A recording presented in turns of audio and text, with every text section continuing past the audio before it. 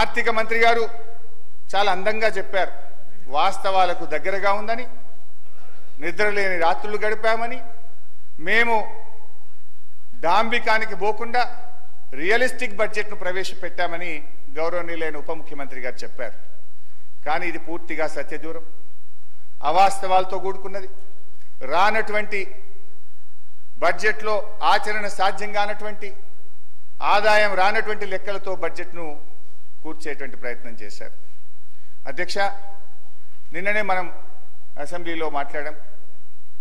కేంద్ర ప్రభుత్వం మన రాష్ట్రానికి అన్యాయం చేస్తుందని, బడ్జెట్లో ఒక్క రూపాయి ఇవ్వలేదని, ఈ రాష్ట్రానికి జరిగిన అన్యాయం మీద మన తీవ్రమైన నిరసనను కేంద్రానికి తెలుపుతూ అసెంబ్లీలో తీర్మానం చేశాం. భట్టి గారు కూడా ఇదే అసెంబ్లీలో పోయినసారి మాట్లాడారు. ఇది అసెంబ్లీ రికార్డు, దీని నుంచి కూడా చదివి వినిపిస్తాను. అయితే బడ్జెట్లో ఏం పెట్టారు భట్టి గారు? 2023-24 సంవత్సరంలో, అంటే ముగిసిన ఆర్థిక సంవత్సరంలో కేంద్ర ప్రభుత్వం నుంచి మనకు వచ్చినటువంటి గ్రాంటు 9,729 కోట్లు. కానీ బడ్జెట్లో ఎంత పెట్టారు ఈ సంవత్సరం? మీరు 21,635 కోట్లు పెట్టారు. అంటే పోయిన సంవత్సరం ఇచ్చినంత కూడా ఇయ్యలేదని, తెలంగాణకు మొండి చేయి చూపిందని ఇదే సభలో మనం తీర్మానం చేస్తాం.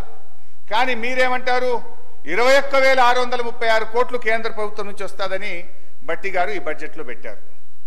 గౌరవనీయులైన భట్టి విక్రమార్క గారు పోయినసారి అసెంబ్లీలో మాట్లాడుతూ ఏమన్నారో ఒక్కసారి చదివి వినిపిస్తాను అధ్యక్ష. మన రాష్ట్రం పేజ్ నంబర్ 19 పారాగ్రాఫ్ 1, మన రాష్ట్రం ఏర్పడిన నాటి నుండి గత సంవత్సరం వరకు కూడా గ్రాంట్ ఇన్ ఎయిడ్స్ దాదాపు 8,000 కోట్ల నుంచి 10,000 కోట్లు దాటడం లేదు.